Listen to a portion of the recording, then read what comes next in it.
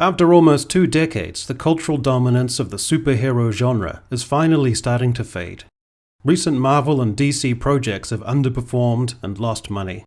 Upcoming projects are holdovers, dangling awkwardly between phases. Some have been incessantly delayed. That's one dynamic that we can talk about or not talk about. And Batgirl was annihilated from the servers. James Gunn's announcement of a slate of future DC projects, including Waller, Creature Commandos, and Swamp Thing, was met with bemused indifference. Every era of film and television has its own distinct feel, reflecting the prevailing culture. None of them last. In the ultra-conservative world of post-war America, television reflected the upward mobility and domestic contentment of the ideal nuclear family, with the one-income patriarch, his loving wife, and the benign dramas of their children, as could be found in Leave It to Beaver, My Three Sons, and I Love Lucy. On the big screen, there was a proliferation of romantic dramas, with just enough buried eroticism for Valium-addled and sexually repressed housewives to appreciate, and all of this interspersed with sci-fi and horror films that in a large part were clunkily obvious metaphors for Cold War paranoia, such as Invasion of the Body Snatchers. Through the 50s and 60s, the dominant genre on the silver screen was the Western, which spoke to prevailing themes in the American psyche. There was a burgeoning sense of America as a symbol of right in the world, the time-honored verities of American society, and an idealized self-image of rugged individualism. The Western reflected those classic American ideas of manifest destiny and the taming of the West, just as the defeating of fascism and staring down of communism spoke to the idea of the indomitable strength of liberal democracy in the Cold War. Therefore, the John Wayne archetype of stoicism and the sense of wide expanses, of confidence in moral righteousness, could be played out in the allegorical visual playground of the Old West. As these certainties began to break down after the assassination of JFK, divisions over the Vietnam War, racial tensions and other social issues, the Western began to change too, taking on a kind of fatalism found in a buddy movie like Butch Cassidy and the Sundance Kid. In the 1970s, this fatalism expanded as society became stuck in a malaise. The mess of the Vietnam War, disaffection with institutions, the national trauma of Watergate, then the oil shocks, then economic stagflation, and the Iran hostage crisis. The wide expanse of storytelling narrowed sharply around individual stories of loners, outcasts, groups hemmed in together in uncomfortable circumstances as forces turn around them. Taxi Driver and One Flew Over the Cuckoo's Nest. In the 1980s, there was a sharp counter-narrative, with the rise of Reagan ushering in an age of brash, conspicuous consumption and ruthless greed-as-good capitalism. This confidence and swagger was reflected on the big screen with testosterone-heavy, brawny offerings from Arnold Schwarzenegger and Bruce Willis and Mel Gibson. People wanted to be entertained, and Hollywood harnessed that spirit with Die Hard and Top Gun. The 1990s, by contrast, took a while to figure out what its aesthetic was. Economically, America and the West in general was thriving through the dot-com boom, but society itself seemed unaccountably uneasy and angsty, and this found its way to the screen through characteristics of irony and meta and dark comedy. From Pulp Fiction to Being John Malkovich to Fight Club and Trainspotting, and with the combination of the grittily dark and super stylistic in Seven and Requiem for a Dream. And then, in the late 2000s, there was the meteoric rise of the superhero genre.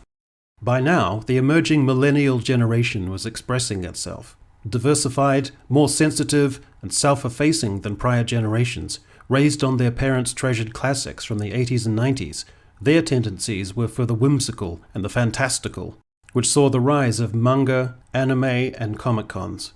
Latently, this generation's mentality could also be attributed, perhaps more than in prior generations, to escapism, with a generation sharing its formative moments of 9/11, the invasion of Iraq, Hurricane Katrina, the worst economic collapse since the Great Depression, the rise of ISIS, and the fracturing of society into political tribalism. And so, Robert Downey Jr.'s portrayal of Tony Stark in Iron Man was a catalyst for an explosion of well-received films from Marvel, snapped up in good time by Disney. With money swilling around and teeming goodwill, the studio produced a stream of hits, generating excitement in the broader culture. With the DC universe also taking hold in the collective consciousness, superhero movies would be, over the ensuing decade, the cornerstone of entertainment. It's never easy to apprehend the early decline of a prevailing genre. It begins with misfires nestled in among the majority of successes, then an uncertain displacement and churn of key figures at the top, all of which is couched in terms of course corrections. One of the things that catalyzed the superhero genre at the outset, the hankering for escapism from a world of violent political spasms, terrorism, geopolitical ructions, the ravages of climate change, and reactionary violence, has also become the thing that is leading to the waning of the spirit of escapism in the superhero genre, because those forces turning on the world are now so visceral, so urgent, and so present that films and streaming shows about people flinging themselves through the air in colorful skin-tight costumes, posing in stylized group shots, lassoing lightning, and throwing hammers is now coming across as inadequately banal and lightweight. Second was the rise of identity politics and the permissive attitude of the studios to allow writers to impose and foreground their own values, sometimes at the expense of storytelling and imagination, and the emasculation of traditional male leads. This imposition of identity politics sullies the essential magic, flair, and escapist delight of a genre which doesn't seem especially suited to the strident imposition of these real-world issues. Aligned with this is an ever more frequent cycle of teaser trailers and promotional stills foregrounding identity politics issues of diversity and empowerment, in a way that either inadvertently or half-consciously antagonizes much of the fanbase, who are then mischaracterized as reactionaries, unable to cope with inevitable cultural change, all of which instills a negative atmosphere around a project. In addition, the studios lost momentum.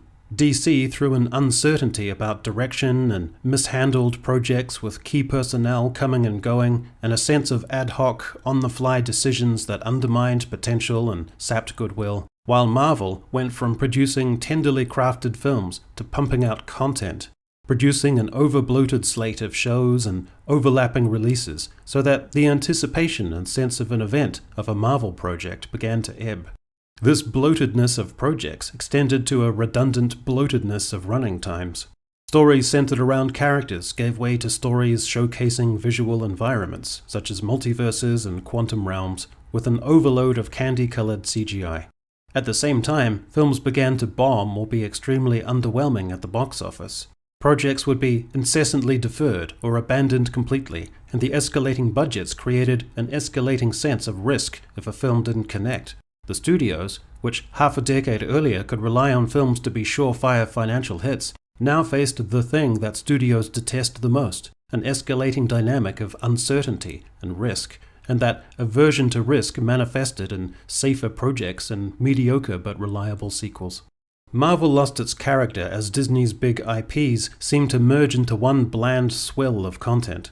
Marvel films, with their quantum realms and huge science fiction fantasy landscapes, seemed to look more like Star Wars films, whereas Star Wars films had, in Rey Skywalker, a character who seemed more like a Marvel superhero. Finally, superhero films have just lost their sense of fun.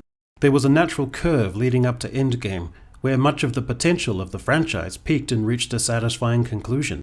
Everything in its wake seemed to lack any particular raison d'etre, would have all the hallmarks and characters and tropes of what people had liked, but with an unsatisfying hollowness, worsened by the contingencies of the multiverse that lowered the stakes and consequences, because characters could be restored irrespective of their on-screen demise. Taika Waititi's efforts with Thor fittingly seemed to capture the sense of something once taken very seriously and being a compelling preoccupation, now becoming a kind of fatuous experience full of dicking around, in-jokes and conceits, without particular consequence, depth, or meaning. The inevitable question, then, is what could replace the superhero genre and become the next prevailing big thing?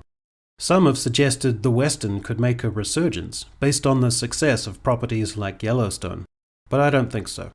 Modern American society may have just become too fragmented by political, cultural, and social tribalism to really be able to coalesce around something new.